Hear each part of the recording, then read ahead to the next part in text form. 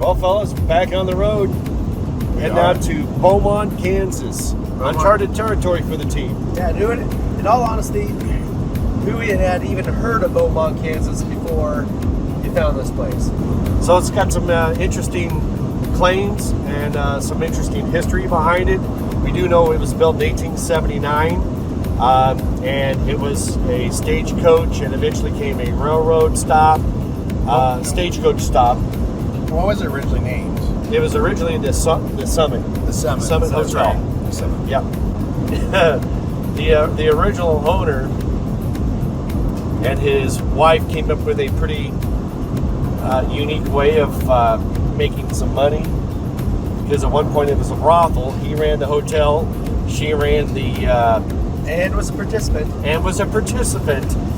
In the seedier side of the business, The entertainment side. And her name's Emma, right? Her name was Emma. Okay. Correct. Emma Russell. Emma Russell and her husband Edwin.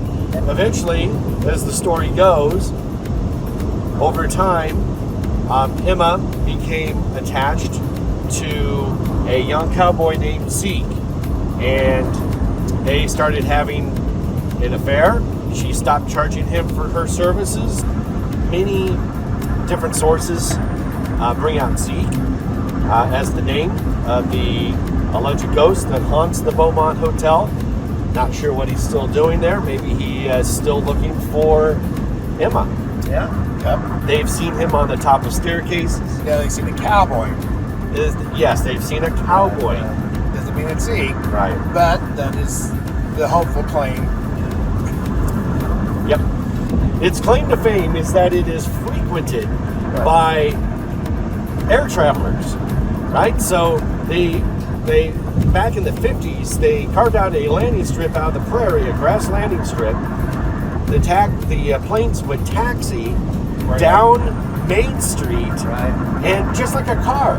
Now these people that were in the planes, they were like ranchers and oil prospectors, right? I mean, Yes. So they would fly over and be able to look at all the hundreds of thousands of heads of cattle, Yep. as well as flying around and I guess looking down on their oil wells and what was being drilled. So you're talking about some people that had some money. Yeah, very lot of- prevalent people. Yes, people had money there. So starting soon, they're going to have people taxiing into town in their planes and parking in the parking lot So at the Beaumont and coming That in is and still eat. happening today. That is still happening I to guess this I didn't day. realize that. Oh, I'd like to see that. That would be pretty cool. So it's a little off season, so we may or may not. We've got the whole place to ourselves, guys. But unfortunately, two of our members are not with us. John had a prior commitment with family. We get that. Family comes first. And poor Neil has come down with a bad case of the flu. And so he's at home recuperating. And so we hope John has a good time with his family and Neil gets to feeling better. That's right. So we know about room 201, but there's other claims, like is it like alarm clocks going off Right. around 2 a.m., 2 to 3 a.m.? Between 2 and 3 a.m. alarm clocks will go off. And that's just not in room 201. That's other rooms. That's also. other rooms as well. In that very room, room 201, chairs move on their own. And get behind the door. They get not only behind the door, but get propped up underneath the door Right, handle to so keep people people out. can't get in. Room Makes you 201. wonder if Zeke is kind of reliving it somehow, and then he's trying to keep Edwin from coming in. I didn't That's think an about that. interesting theory there, Scott. It is. So, at first I thought, well, maybe this is residual because of the boot spurs. Right. See the cowboy at the top of the stairs. Maybe it's a residual that, Zeke is still looking for Emma. But it could be somewhat intelligent, too, if you're having chairs moved up and purposely propped up underneath. What is the intent of keeping people out of that room? Good point. Keeping something private Yeah, so nobody finds out. yeah, that could very well be too. Nobody coming in. So we'll soon see. Around that area, there's like a famous water tower. Yeah, right across the street, literally, right across the street is the nation's oldest operating wooden water tower. So the town of Beaumont still uses this water tower. Correct. Yeah. Interesting. Yeah, and back in the day, probably around the late 1800s and early 1900s, Beaumont had about 1,100, 1,200 people living in the town. Today, less than 100. So Quite a bit has changed. a lot has changed. So it's going to be interesting to see what we uncover tonight. And with only 3 of us, we got a lot of work to do. Get set up, talk to the owner, and get ready to roll by sundown, hopefully. That's the plan. All right, let's do this, fellas. All right. Sounds good.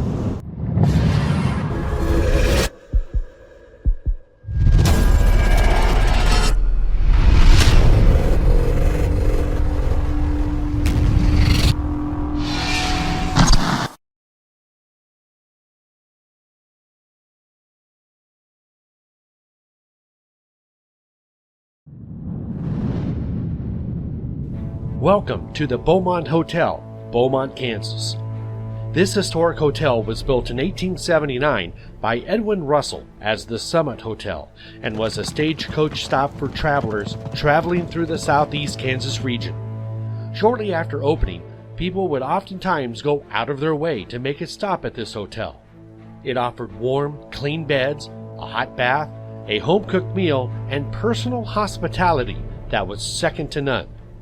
Some of the hospitality includes reports that the hotel also served as a part-time brothel in the late 1800s and early 1900s, which could be another reason why it was so famous. Most of the hotel's customers were cattle buyers. When the town of Beaumont was established in 1885, thousands of cattle were driven to Beaumont from Texas and Oklahoma because of its native Kansas bluestem grass, and then shipped off on the Frisco Railroad to market or other feed yards.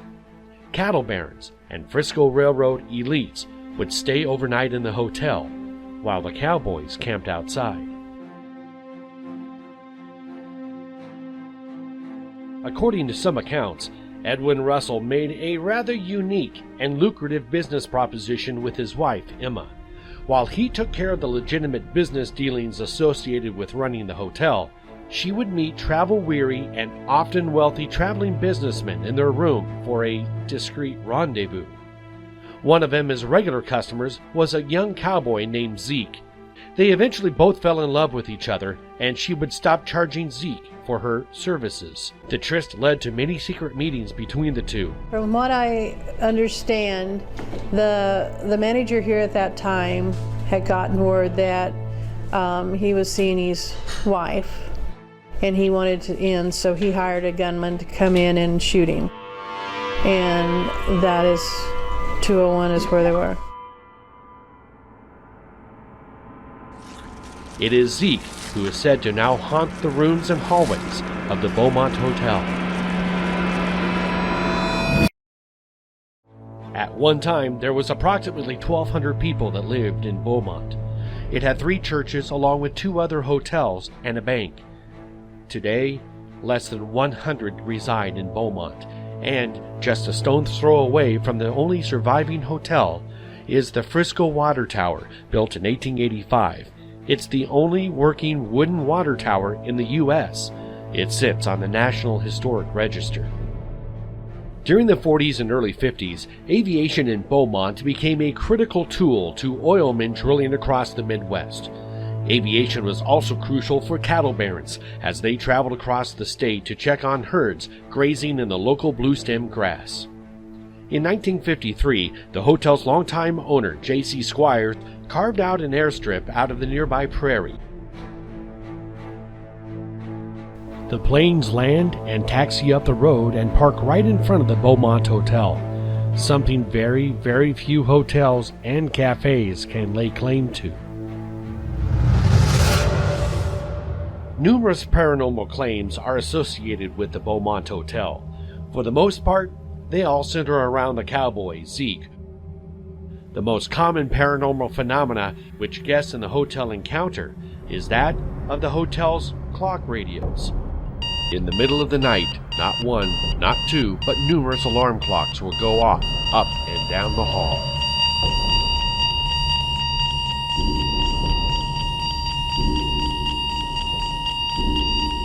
They would sometimes go off at the same time between 2 and 3 a.m., or clocks in the rooms would go off more than once. Also reported quite often the sound of spurs jingling throughout the hallways. But the claims of paranormal activity do not stop there. Hotel manager Jeannie Squire says that she and other guests of the Beaumont Hotel have determined a couple of mean ghosts are haunting the location and make it quite clear they do not want people there. A Robert or a Bob or a Tom or Tommy, but they'll tell you, get out.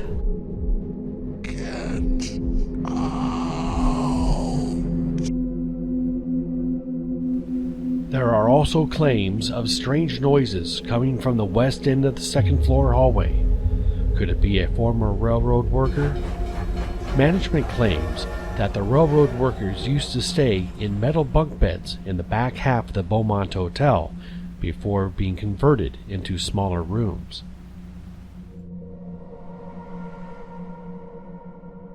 I'd like to find out who's here. Whether they're nice or mean. Why won't they cross over?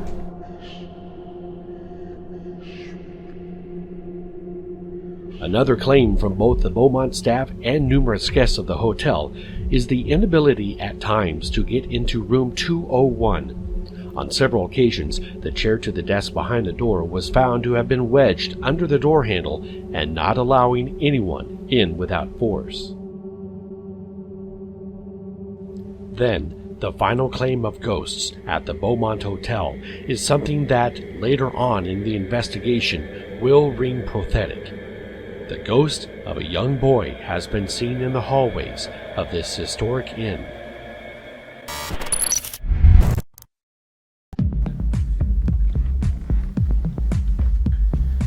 How's it looking, Kevin?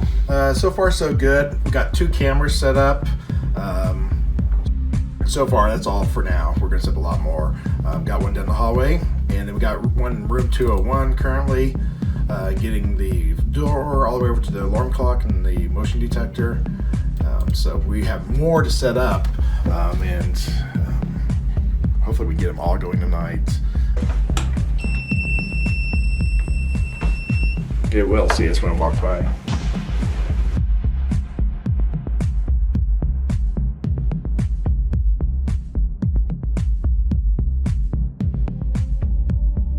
Hey guys, when you come into this room, just be careful because this is right. I mean, right there, it hits that chair. I say we try not to touch the door. Are we going to leave it open? Well, yeah, let's just leave it like it is.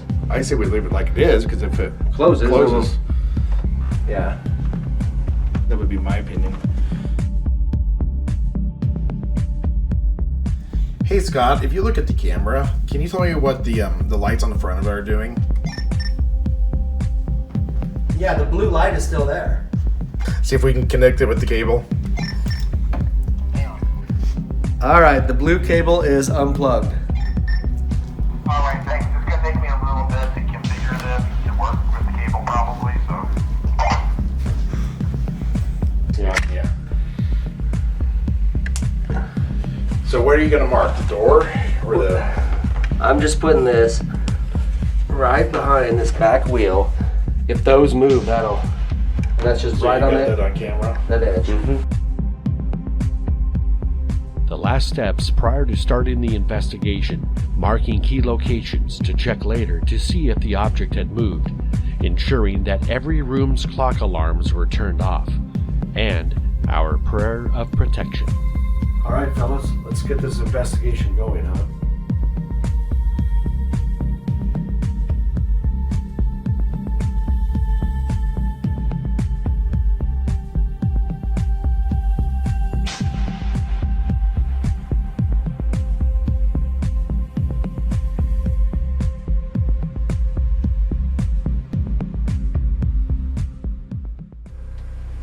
Doing an EMF sweep just before I come in the room, make sure, get a baseline reading of any EMF, and we're probably going to pick some, yeah, like there, right? So we're going to be cognizant of the light, of the exit sign.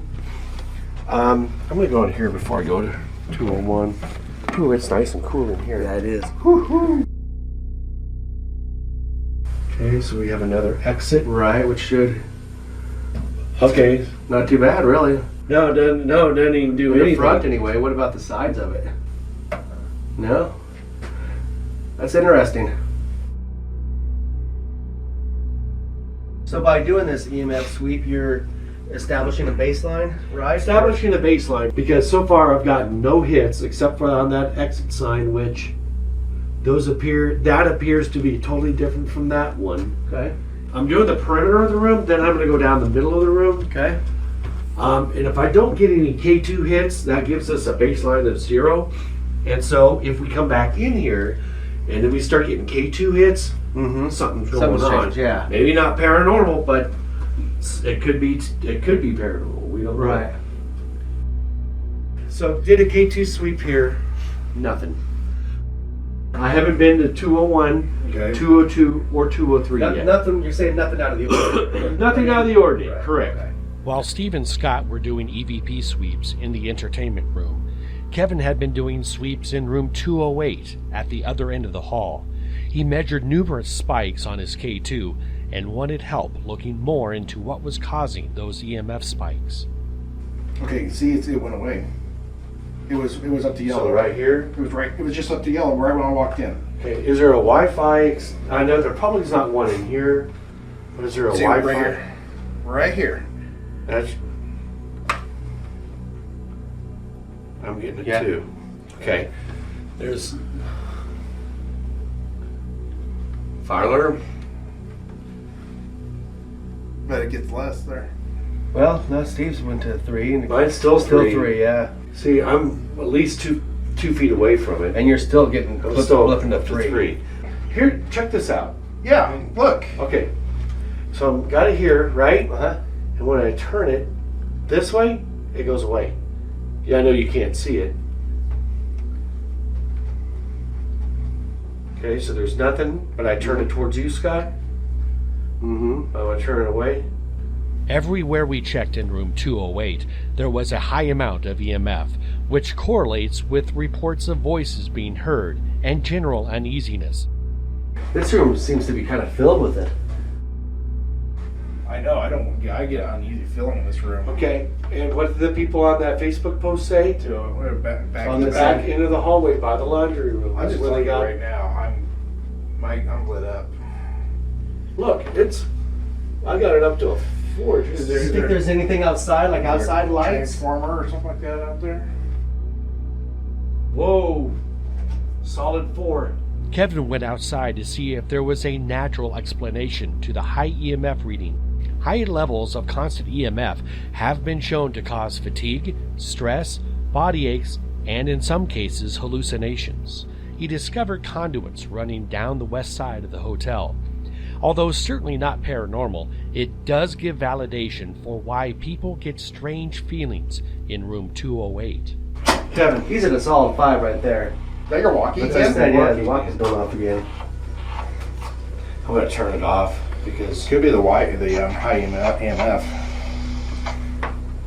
To determine if EMF levels were solely in room 208, we moved across the hall to room 209 to do a second and thorough EMF sweep. yeah, this is Nothing. Absolutely nothing.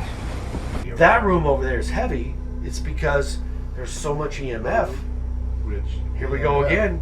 We know, and we all know what high EMF does. After coming away with no EMF hits in room 209, we carefully checked out all the other rooms on the floor in order to develop a baseline for when we went back into those rooms later in the investigation.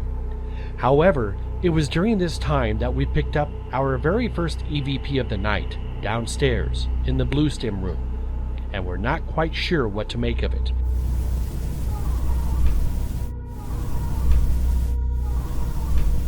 It sounds like two voices, as the words seem to overlap each other.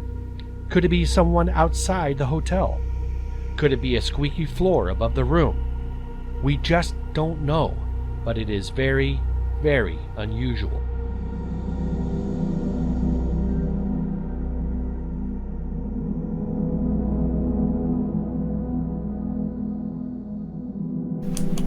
Zeke, is it okay if we're in here?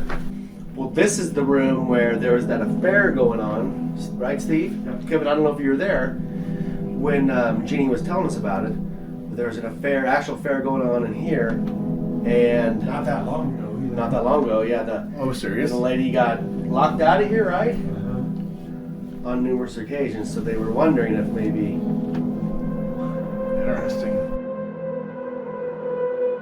Very Nothing. I got nothing in there, so I did the bed. What about the chair? I didn't actually do the chair. Zeke, is this a comfortable chair for you? It's easy to move, isn't it? I wonder if Emma was around when Zeke was shot.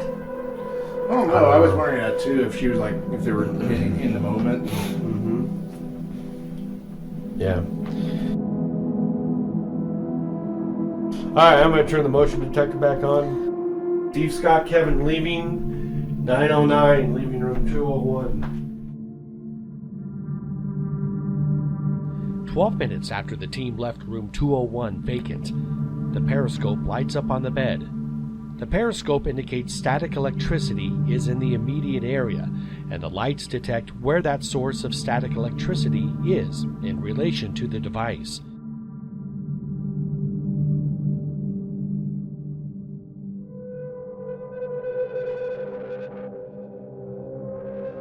What's interesting is that this is one of 4 times throughout the investigation where the periscope detects static electricity, and all 4 times, not one investigator was in room 201.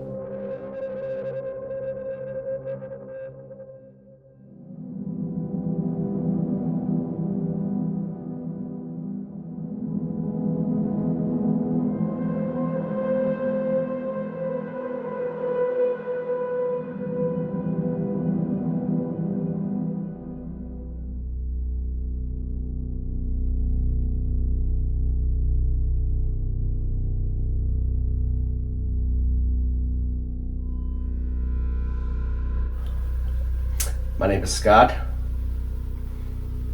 I'm with Old School Paranormal out of Hayes. Perhaps you've heard of Hayes or Fort Hayes. That is where I'm from. So this is the infamous room where Zeke, the young lover of Emma Russell, was shot and killed. Zeke, are you with me in here? Or maybe Zeke isn't in here with me. Emma? How about you? Are you in this room? Are you in this room where your lover Zeke was shot and killed? Whoever might be in here, I mean you no harm. I have nothing but respect for you and your story. I'm not here to ask you to leave. I'm just here to learn more about you, your situation as to why you're still here.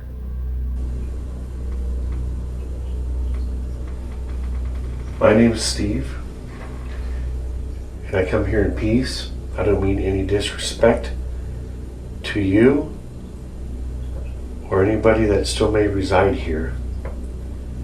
Can you show yourself to me, please?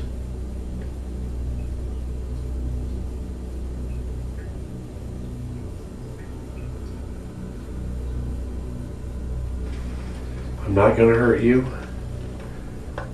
but in turn, I don't want you to hurt me. Let's just have mutual respect for each other, okay?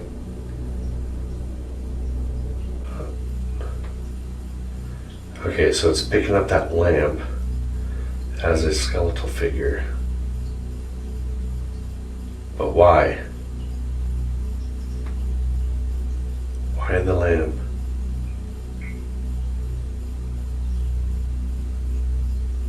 Show yourself to me.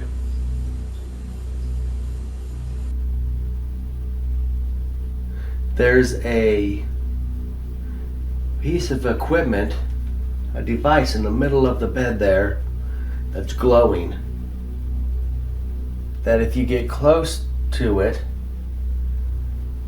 it'll light up in different colors.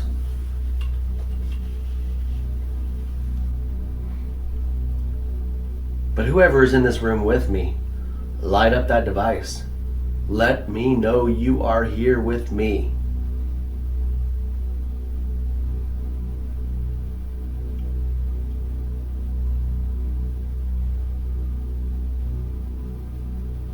Robert, Bob,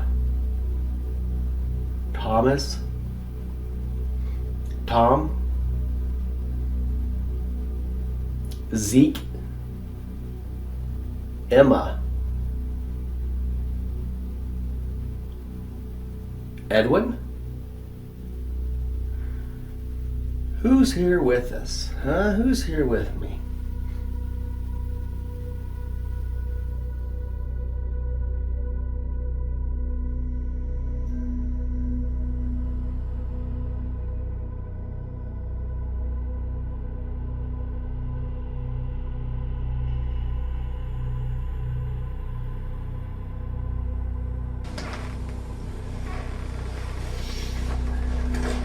Make sure this is going. Yep. My name is Steve. I introduced myself to you earlier, but I would really like for you to tell me who you are. Yeah, big time EMF. Look at that.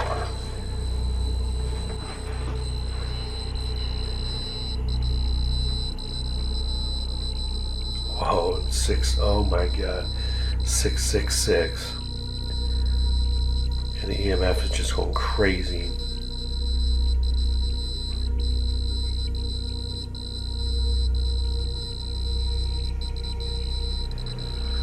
Whew. Okay, so I'm going to move this over here. What about up here? Still picks it up, but not as much.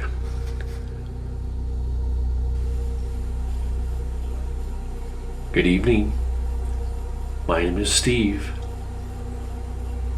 I'm with a group out of Hays, Kansas, or maybe you know it as Hays City. Is there anyone in here that would like to communicate with me tonight?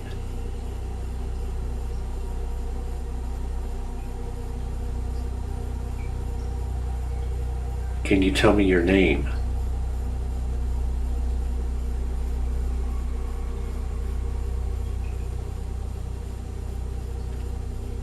Can you tell me what year it is? The effects of the high EMF in room 208 are beginning to take their toll. This room seems to be kind of filled with it. Whoa. There's 5. Kevin, he's at a solid 5 right there.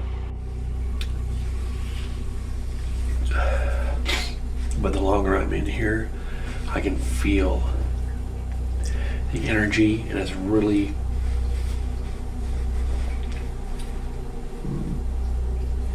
starting to affect me. There's a lot of EMF in here. And I think it's probably time I remove myself from this and kind of gather myself back in either our room or base camp, one of the two. But I think I'm done in here for right now. I'll come back later, but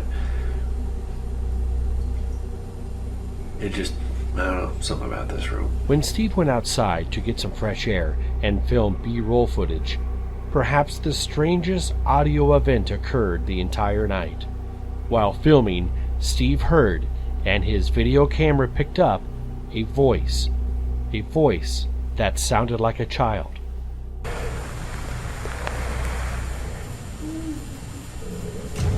At first, we thought this was an owl, but after audio review, there were no other sounds like this the entire night.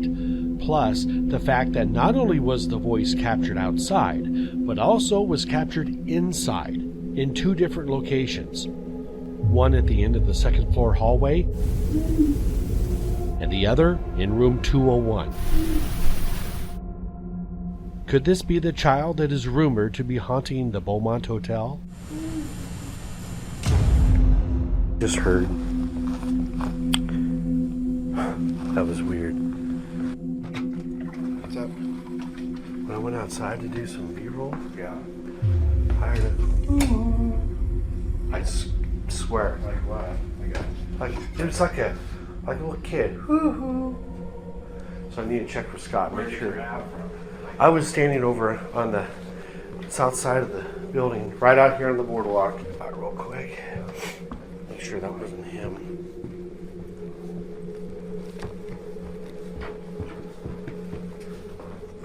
Hey, Scott? Yeah. Did you make a noise at me? I went back outside to do some B-roll footage. It's out here on the south boardwalk out here. And I heard a hoo-hoo. I stepped in there Uh-huh. to get my Red Bull. So I mean, I guess what I'm saying is if that floor made some kind of a. I mean, no, it was a voice. Just a hoo-hoo, almost like a kid. As perplexed as we all were, there was still a lot of investigating to do. It was time to table the child's voice incident until we were properly able to analyze both audio and video after the investigation. We've been here for a few hours. Had a nice visit with the manager and the employees. So it hasn't been wild or anything, but we'll see what happens tonight. So. Alright, we're going to keep recording here. I'm in the cafe currently, so let's see what happens.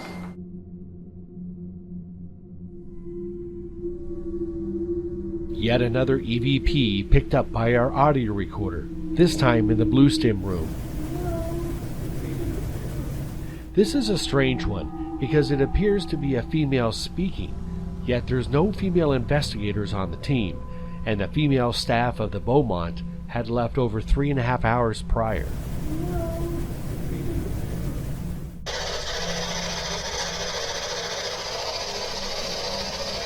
Ooh, I just got a quick flash on the periscope. Very quick one. Can you light that up again, please?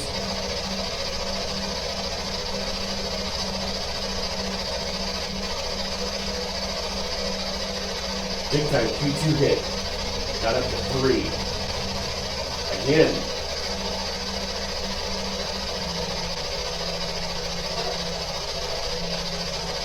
Thank you.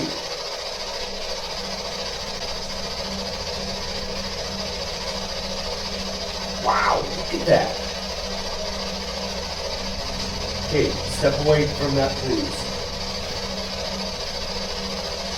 Step away. Thank you.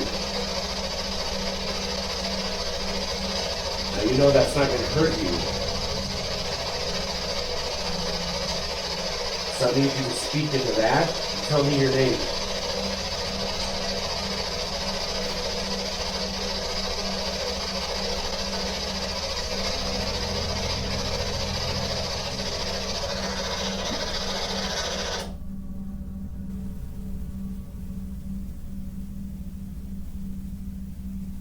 I'm hearing thumping noises. Can you make that thump again, please? There are claims that liquor that's been stored back here, bottles that come up missing, alcohol missing. Are you drinking the alcohol? Light that up big time for me, please. Yeah.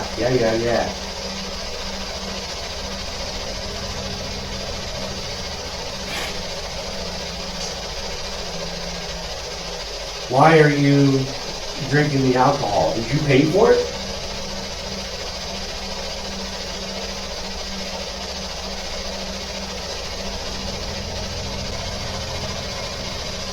Hello. Lights are on this side. Camera probably can't see them. Can you go around and show the camera?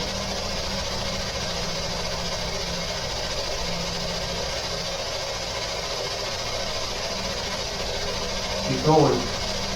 Keep going to the left. Wow.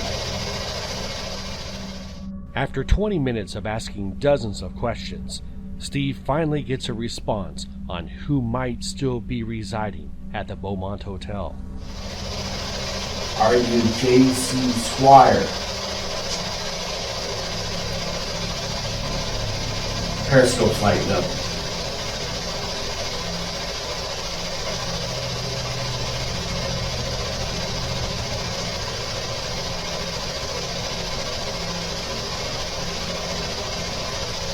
So JC, if this is you did a lot for this place, it's the Beaumont, when you owned it, didn't you? You carved out a landing strip out in the prairie for cattle barons and oilmen to fly in and out, have a quick bite to eat, drive their plane back down the street and take off, didn't you? That was a genius idea. Investigators Scott and Kevin joined Steve in the Bluestem room. Well, Kevin has been down in this room, and Steve has been down in this room, and I have, but I have not. I'm also part of the team. My name is Scott. So last time, I was down here a few minutes ago when I asked if it was Edwin, no, J.C. Squire that was in here with me. That device light lit up. James Clinton, is that right? Yep. Are you in here with us, huh?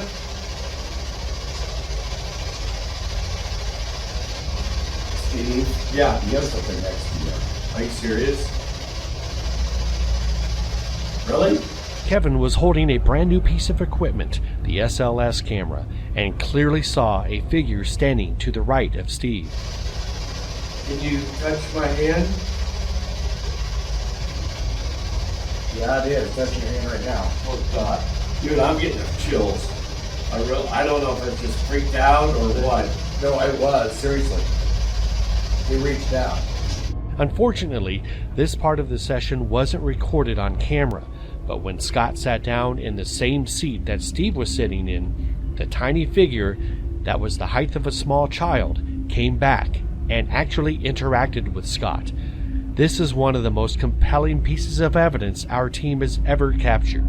Holy Right crap. on his hand. You see that? Yes. Thank you. It's like he's old, so I'll give you a high five, or I mean, five. See. Yep, there you go. Your hand out. Lower. Right there. Stay. Come on. Is the back still there? Yep. Yep. Can you take my hand?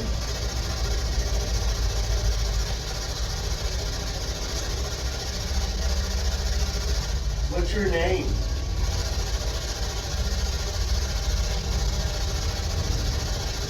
And it's moving. It's not. See, Scott, your skeletal isn't moving, but the one next to yours is. That's the way yours was too, like he's dancing. Yes. Oh, he just about grabbed your hand. Can you tell me your name? Is it a kid? What's your name? Can you say it through that It's gone. device on the... It just disappeared. And just like that, the skeletal figure is gone.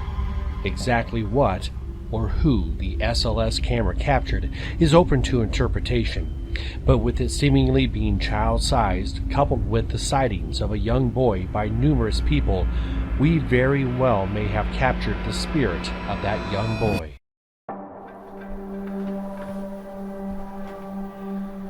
All right, Zeke. The hotel management wants to know why you're here. Zeke, Edwin, Emma. Tell you what, I'm going to put this up on the headboard.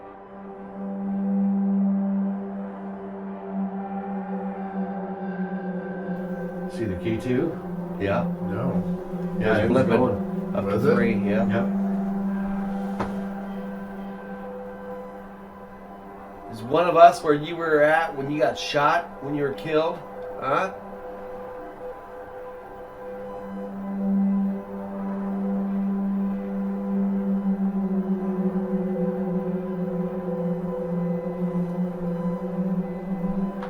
It's still bleeping over there. Is it? Every once in a while, yeah. Am I where you were at when you got shot?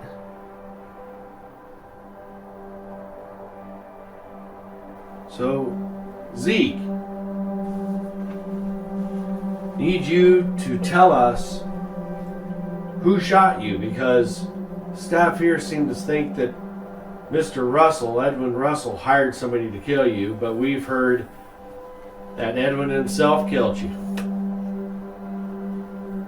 What's the scoop? What's the story? Who killed you? Did they shoot you in the back? Did they find you in bed with Mrs. Russell? So where'd they bury you?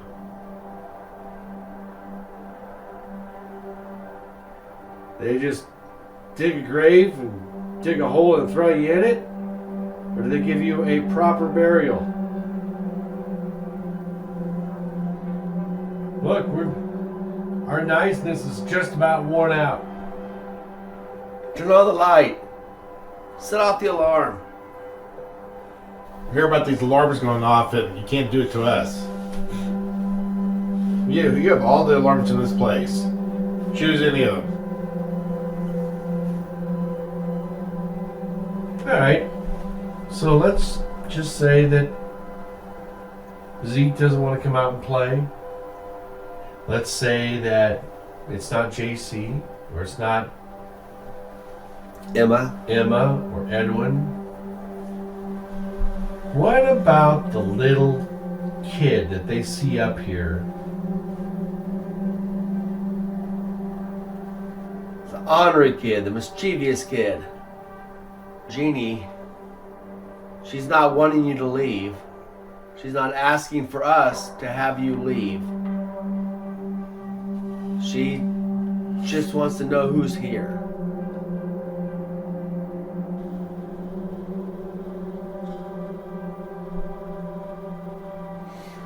Just not get much of anything in here, guys. I think we go back to 208 and then maybe back to the blue. Let's take this Yeah. thing back there to 208. Little did we know that there was activity in room 201, just not while we were in there.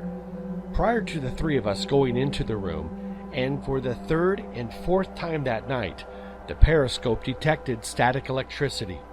It's really hard to tell if whoever was in the room did not want to communicate with us while we were in there, or they simply wanted to let us know of their presence in private. In addition, this strange, laugh-like sound was picked up by our audio recorder in room 201. The noises in the background is the team walking around just a few feet down the hallway right after we had just left the room.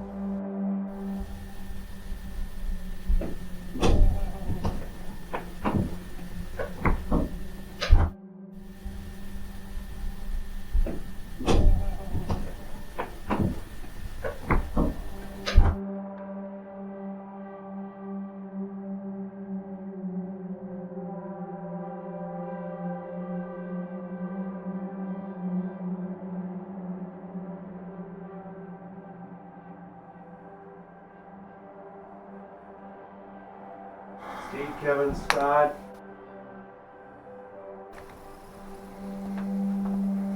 Still lighting up?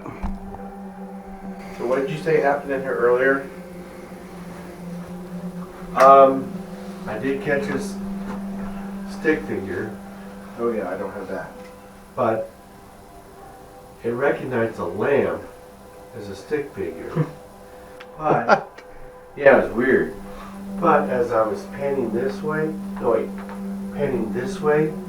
there was a stick figure because that bathroom door was open. There was a stick figure there and one next to the mirror.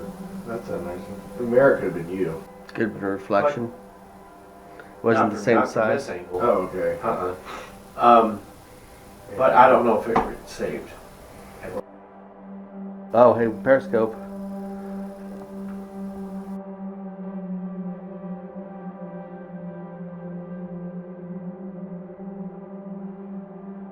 Hello, Periscope. All right. So who's going to come out and play at this, huh? Meanwhile, back in room 201, our audio recorder picked up another sound. This is a residual EVP that appears to sound like a woman sobbing.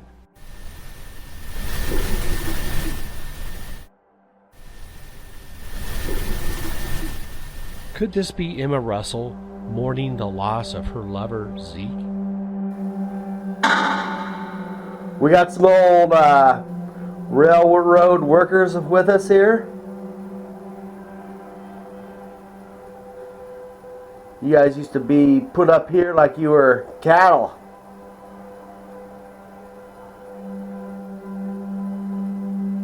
Metal bunk beds. Essentially sleeping on top of each other. Probably one bathroom to share. So give us a name. Who's here? Bob?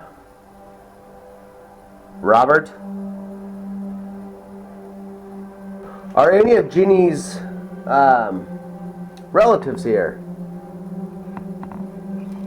CJ Squire? Leona? Mary? Anna? Elizabeth? If he says your name, light up that device that's on one of the devices that's on the bed. Or you can talk through the. Or you can talk to that too. Marshall? So is anybody here at the Beaumont, what used to be the Summit Hotel? Is anybody in danger? Just taking a shot in the dark here. The little kid that was next to me and Scott earlier tonight. Is your name Ben by chance? Was that you? Were you standing next to me earlier?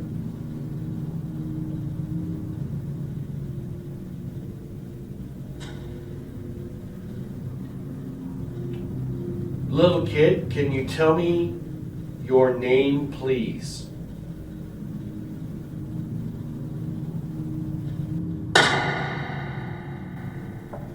You're not in any trouble.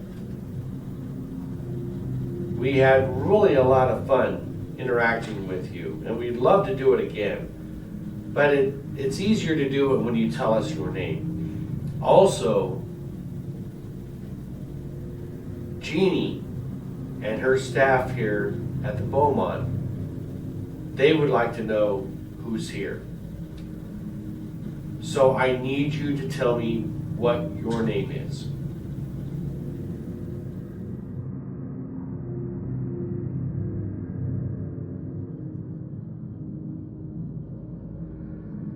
One of the frequent claims at the Beaumont Hotel is the sound of boot spurs throughout the hallways.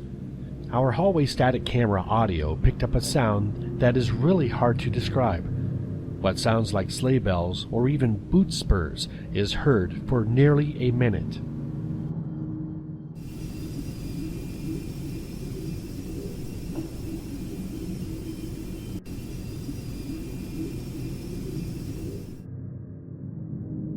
Could this strange noise be what hotel guests hear as boot spurs? Or could it be something mechanical? We'd like to point out that at no other point in the investigation did this sound occur. As well, hotel management could not verify where this noise was coming from. Perhaps it's Zeke and many other cowboys who once visited this historic location, boot spurs and all.